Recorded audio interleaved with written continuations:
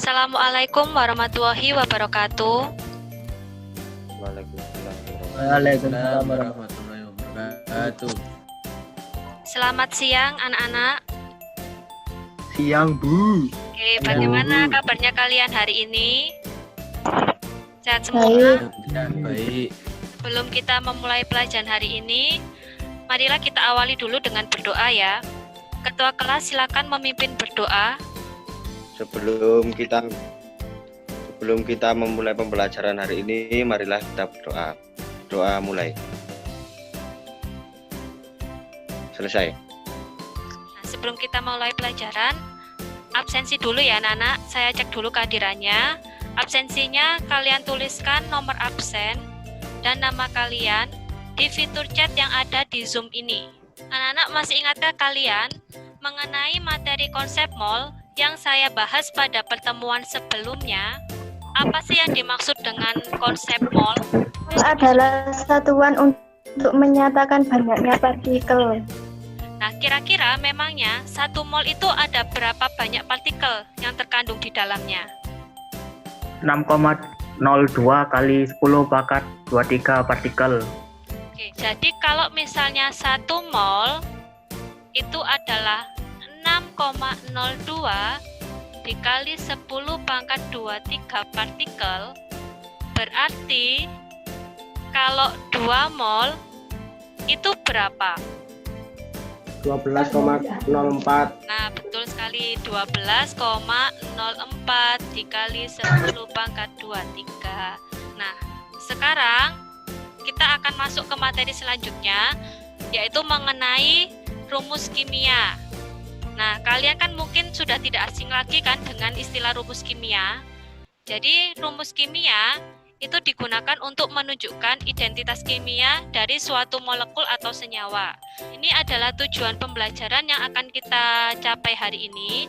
Jadi, setelah mempelajari mengenai rumus empiris dan rumus molekul, diharapkan kalian bisa memahami konsep rumus empiris, rumus molekul, dan kadar zat. Kemudian diharapkan kalian bisa menentukan rumus empiris dan rumus molekul dan mampu menghitung kadar zat. Coba sekarang kalian perhatikan gambar yang saya tunjukkan di dalam slide.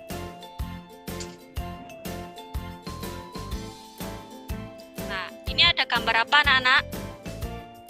Air putih. Air, gambarnya air. Ada yang tahu tidak rumusnya air itu apa? Rumus kimianya air.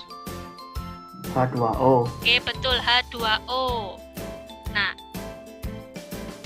ternyata rumus molekulnya air itu adalah H2O.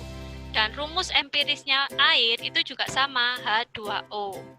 Keempat gambar tadi saya sajikan dalam bentuk tabel. Air, rumus molekulnya ini H2O, rumus empirisnya ternyata juga sama, H2O. Tapi asam cuka dan glukosa ternyata memiliki rumus molekul dan rumus empiris yang berbeda. Nah, dari sini ada yang bisa mengemukakan pendapatnya atau mengajukan pertanyaan apa yang muncul di benak kalian ketika kalian melihat tabel berikut itu. Apa yang dimaksud dengan rumus empiris dan rumus molekul? Oke ya, Nuar mengenai pertanyaan apa yang dimaksud dengan rumus molekul dan rumus empiris. Oke, selanjutnya ada yang mau mengajukan pertanyaan lagi? Bagaimana cara menentukan rumus empiris dan molekul? Nah, anak-anak, untuk menjawab pertanyaan tersebut, silakan kalian membaca bahan ajar yang sudah saya kirim di Google Classroom. Ini adalah bahan ajar mengenai rumus empiris, rumus molekul, dan juga kadar zat yang harus kalian baca. Selanjutnya, kalian buka LKPD yang juga sudah saya kirim di Google Classroom. Di LKPD ada beberapa pertanyaan yang harus kalian diskusikan secara kelompok. Nah, sekarang kalian lanjutkan aktivitas kalian untuk membaca bahan ajar dan mengerjakan LKPD. Nah, anak-anak, setelah kalian berdiskusi mengerjakan LKPD, sekarang mari kita presentasikan hasilnya. Ada yang mau mempresentasikan hasilnya? kelompok 5, Bu. Oke, coba silakan ke kelompok 5 dibaca. Kegiatan 1. Kegiatan 1. Rumus empiris dan rumus molekul. 1. Asam oksalat, perbandingan atom-atom 2:2:4 sama dengan 1:1:2. Rumus empiris sama dengan CH2, 2 glukosa. Perbandingan atom-atom 6:12:6 sama dengan 1:2:1. Rumus empiris CH2O. Sampai sini dulu yang tabel. Apakah ada yang mau menanggapi presentasi dari kelompok 5? Untuk glukosa rumus empiris kelompok saya jawabannya adalah C2H4O2.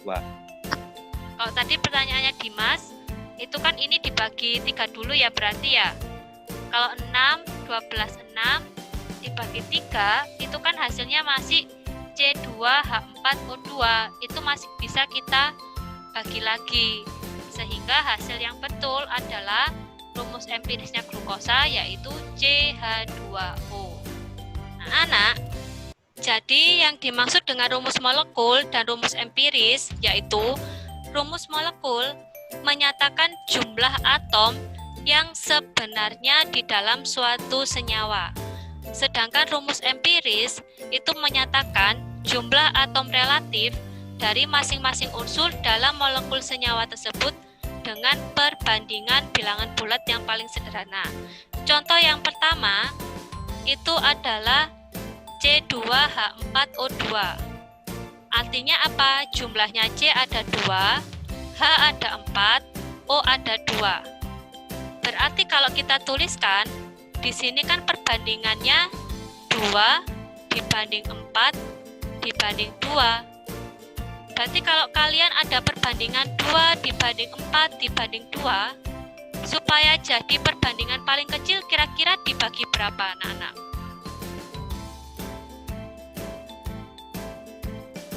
Kira-kira dibagi berapa ini? 2, 4, 2 dibagi berapa supaya dapat paling kecil? Dibagi 2. Oke, kita bagi 2 ya. Berarti ini semuanya kita bagi 2. Berarti 2 dibagi 2 berapa? 1. 1. 1. 4 dibagi 2. 2. 2 dibagi 2. 1. 1. Sehingga rumus rumus empirisnya itu jadinya adalah C. Sehingga rumusnya jadinya C H 2 O. Begitu. Jadi diambil perbandingan yang paling kecil. Materi apa saja yang kalian pelajari hari ini? Rumus empiris, rumus molekul, dan kadar.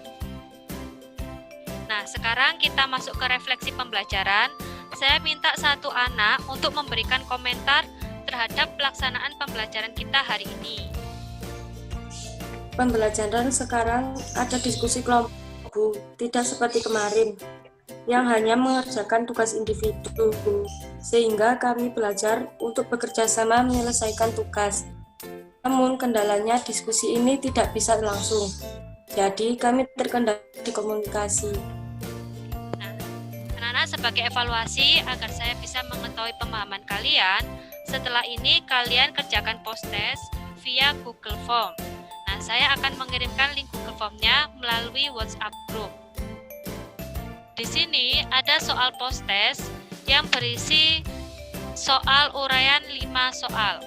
Nah, anak-anak, untuk pertemuan selanjutnya kita akan mempelajari mengenai hukum-hukum dasar kimia. Silakan kalian cari materinya di internet. Terima kasih anak-anak untuk partisipasinya. Jangan lupa untuk selalu menjaga kesehatan, stay at home, rajin cuci tangan, pakai masker kalau keluar, dan tetap jaga jarak. Ya, saya akhiri. Assalamualaikum warahmatullahi wabarakatuh.